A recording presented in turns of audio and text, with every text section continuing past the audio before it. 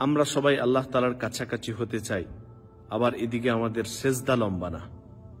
মানে সেজদাই সুবহান রাব্বিয়াল আ'লা, এটা যে 3 বার পড়তে হবে ভালোভাবে, এই 3 বার পড়তে যতটুকু সময় লাগে সেটুকু সময়ও আমরা সেজদায় থাকি না, উঠে যাই তাড়াতাড়ি। কেন এত তাড়াতাড়ি কেন? আপনি এদিকে চান যে আল্লাহ তাআলার কাছাকাছি হয়ে যান, আপনি এদিকে চাচ্ছেন যে কিভাবে আপনি আল্লাহ তাআলার কাছাকাছি হতে পারবেন, আর সেজদা আপনার লম্বা না। অথচ আল্লাহ রাসূল সাল্লাল্লাহু আলাইহি ওয়াসাল্লাম বলেন, আকরাবু মা ইয়াকুনুল আবদু মির রাব্বিহি ওয়া হুয়া সাজিদ ফাআকসিরুদ দুআ। বান্দা যখন সেজদায় যায় তখন সবথেকে বেশি তার রবের কাছাকাছি হয়।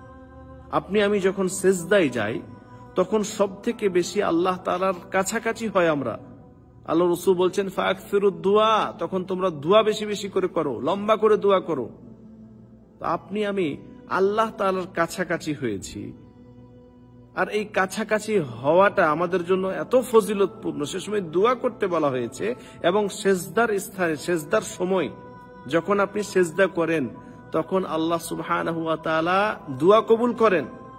নামাজের সময় যখন আপনি সেজদা দিয়েছেন, ওই নামাজের মধ্যে সবথেকে গুরুত্বপূর্ণ স্থান হচ্ছে সেজদা, আর সেজদা আপনার এত তাড়াতাড়ি, মানে 30 সেকেন্ডও আপনার সেজদায় থাকা হয় না, উঠে যান।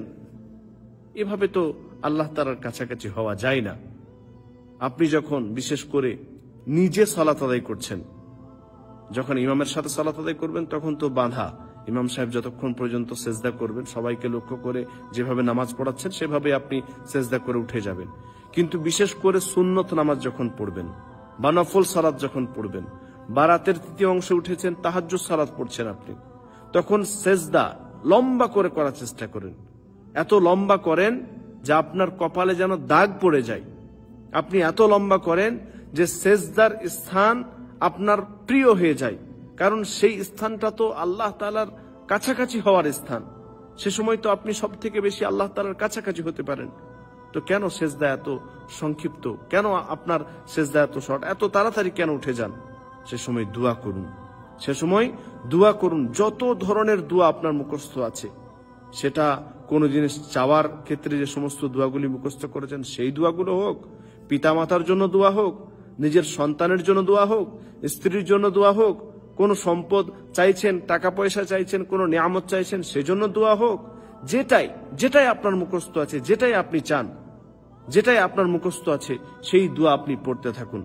যদি আপনি কোনো একটা জিনিস চাইছেন বা কোনো এমন কিছু আল্লাহ তাআলাকে বলতে চান যে সম্পর্কে আপনার দোয়া মুখস্থ না থাকলে আপনি বাংলা ভাষাতে বলুন।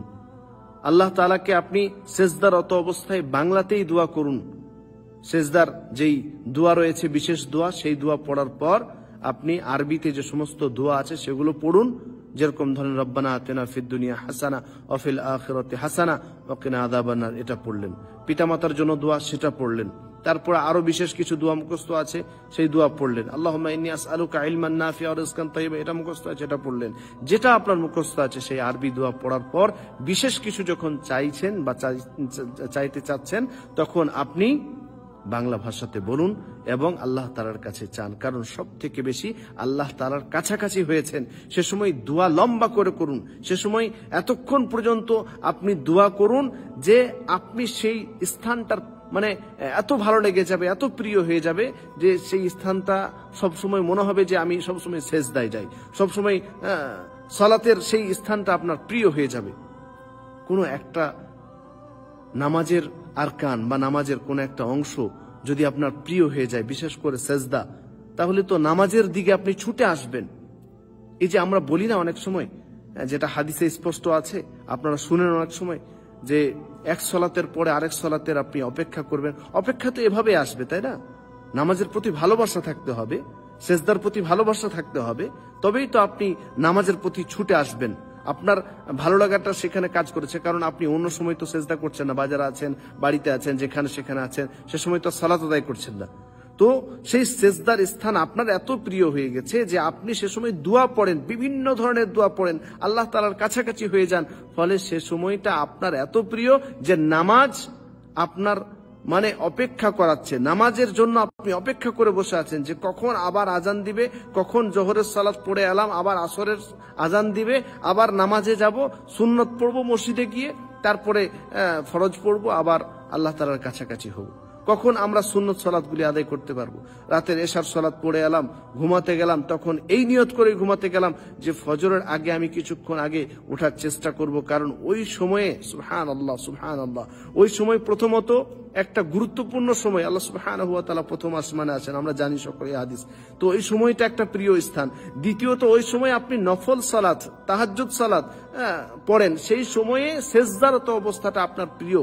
সে সময় সেজদার সময় আপনি আল্লাহ তাআলার কাছাকাছি হন, সে সময় দোয়া করেন, বিভিন্ন ধরনের দোয়া করেন, সেই দোয়া, সেই সেজদা, সেই সালাত আপনার প্রিয় হয়ে গেছে। তো আপনার অন্তরে একটা অপেক্ষা জেগে থাকে।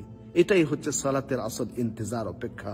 তো আপনার এই অপেক্ষা ইন্তজার ততক্ষণ পর্যন্ত আসবে না যতক্ষণ না নামাজকে আপনি ভালোবাসছেন, নামাজ থেকে আপনি তৃপ্তি পাচ্ছেন।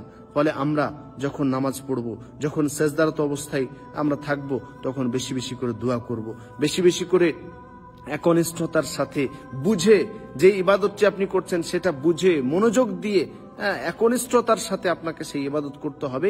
তবেই আপনি সেই ইবাদতের প্রতি আপনার একটা তৃপ্তি কাজ করবে, আপনার ওটার প্রতি একটা ঝুঁকি কাজ করবে। ফলে আমরা যখন সালাত আদায় করব বা যে কোনো ইবাদত করব, সেটা বুঝে করব, মনোযোগ দিয়ে করব, এবং আমরা বিশেষ করে সেজদা এটা লম্বা করে করার চেষ্টা করব। যখন আপনি সুন্নত নামাজ পড়বেন, যখন আপনি নিজে নামাজ পড়ছেন, বাড়িতে হোক, মসজিদে হোক, যেখানে হোক, নিজে যখন সালাত আদায় করবেন, তখন আপনি সেজদা একটু লম্বা করে করবেন, আর বেশি করে সে সময় দোয়া করার চেষ্টা করবেন, কারণ সেটা প্রথমত দোয়া কবুলের স্থান, দ্বিতীয়ত সব থেকে আপনি কাছাকাছি হতে পারি আল্লাহ তাআলার। ফলে আমরা ওই সময় বেশি বেশি করে দোয়া করবো। আল্লাহ তাআলা আমাদের সকলকেই বেশি বেশি করে নেক ইবাদত করার তৌফিক দান করুন, এবং নামাজের প্রতি, সেজদার প্রতি ভালোবাসা বাড়িয়ে দিন। আমিন। তাকব্বাল ইয়া রাব্বাল আলামিন।